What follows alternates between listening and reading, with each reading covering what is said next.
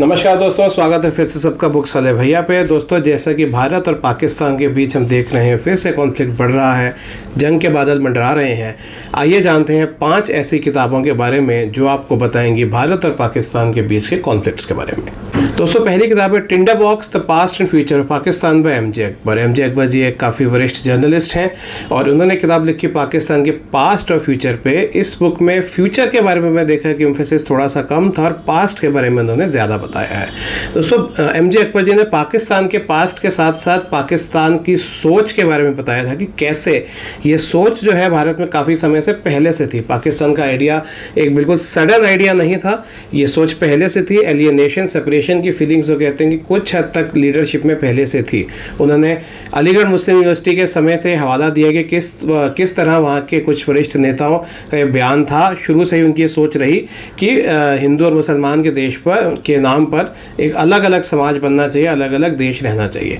काफ़ी in depth study के साथ ये बुक आपको बताती है, आप कह सकते हैं कि पाकिस्तान बनने के पीछे क्या सोच रही। इसके साथ उन्होंने पाकिस्तान की करंट स्थिति का भी काफ़ी डिटेल में आपको बताया इस बुक के बारे में। उन्होंने, जैसा मैंने कहा, कि फ्यूचर के बारे में हालांकि बहुत ज़्यादा नहीं लिखा, लेकिन जब वो बुक एंड करते हैं तो एक बहुत पॉजिटिव नोट पर नहीं करती, यानी कि वो पाकिस्तान के फ्यूचर को लेकर एक तरह से कह सकते हैं कि चिंतित रहे। और उनका ये दावा था कि पाकिस्तान का मौजूदा हालात के हिसाब से फ्यूचर बहुत पॉजिटिव, बहुत ब्राइट नहीं दिखता है।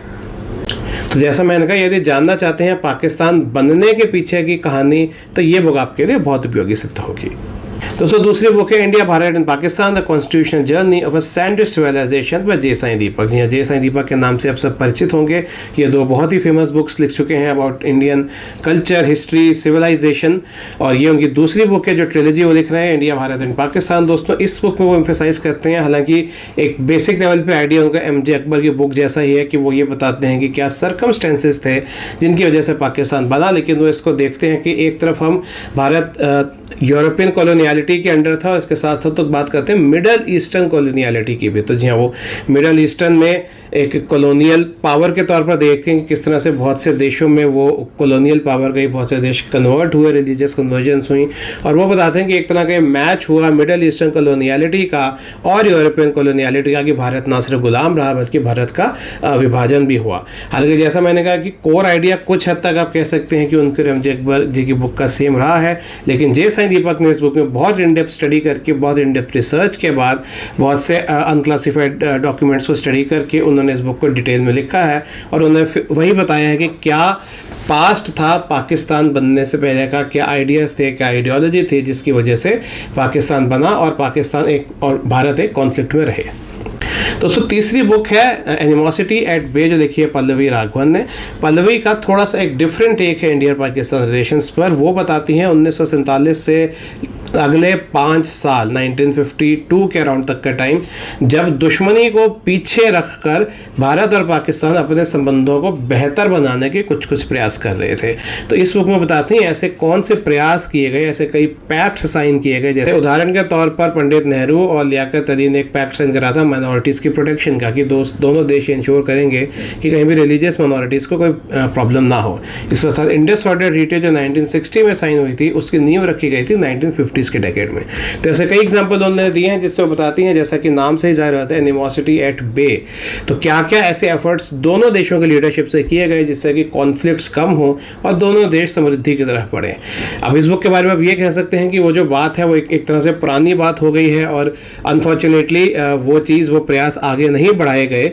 और एनिमोसिटी एट बे शायद एक वक्त के लिए आप कह सकते हैं कि बात वैलिड थी, लेकिन आज जैसा हम देखते हैं कि कॉन्फ्लिक्ट्स बढ़ रहे हैं, फिर से टेरर अटैक हो रहे हैं, तो शायद वो बुक की रेलेवेंस, आप कह सकते हैं कि रेलेवेंस कम हो जाती है। लेकिन मैं ऐसा नहीं मानता, मैं सिर्फ ये देखता हूँ कि वो एक नज़रिया है उस वक्त की घटनाओं को देखने का, समझने का, कि कैसे दोनों देशों की तरफ से कुछ प्रयास रहे कि वो किस तरह से अपने दोनों देश अपने हालात सुधारें और मिलकर आगे बढ़ें।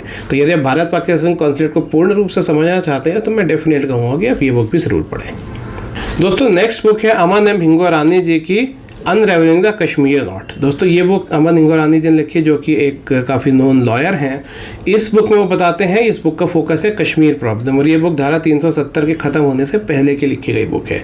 इस बुक में अमन जी, जैसा मैंने कहा, खुद लॉयर हैं, वो लीगली आपको समझाते हैं कि किस तरह से कश्मीर भारत का एक पार्ट है। वो बताते हैं क्या डॉक्यूमेंट्स उस वक्त साइन हुए थे, कौन से एक्ट्स थे जो रेलिवेंट थे इंडिया पाकिस्तान की इंडिपेंडेंस के, ब्रिटिश इंडियन इंडिपेंडेंस एक्ट, उसके हिसाब से बताते हैं कि जब महाराजा ऑफ जम्मू एंड कश्मीर ने इंस्ट्रूमेंट ऑफ एक्सेशन पर साइन करे थे, तो just by that Kashmir, Jammu and Kashmir पूर्ण राज्य भारत का एक अभिन्न अंग बन गया था। तो वो ये कहते हैं कि यदि आप उस चीज़ को ठुकराते हैं, उस चीज़ को नहीं मानते हो, तो जितने भी स्टेट्स ने प्रिंसली स्टेट्स ने एग्रीमेंट साइन करे थे, आप एक तरह से उनको क्वेश्चन कर रहे हैं कि क्या वो भारत का पार्ट है या नहीं।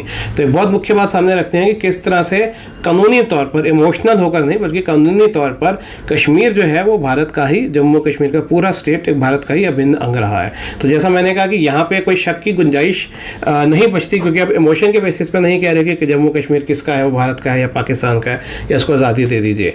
इसके साथ साथ ये भी बताते हैं कि कैसे रूल ऑफ सेल्फ डिटर्मिनेशन जिसकी बात होती है अक्सर, वो जम्मू कश्मीर के स्टेट में एप्लीकेबल नहीं है, क्योंकि वो तब होता है जब एक स्टेट किसी कॉलोनियल पावर के अंडर हो, उसका गुलाम हो। तो जैसा इस हिसाब से बताते हैं कि तो प्लेबिसाइड कराने का, लाइट ऑफ सेल्फ डिटर्मिनेशन का जो प्रिंसिपल है वो इस केस में पूर्ण रूप से वैलिड नहीं है।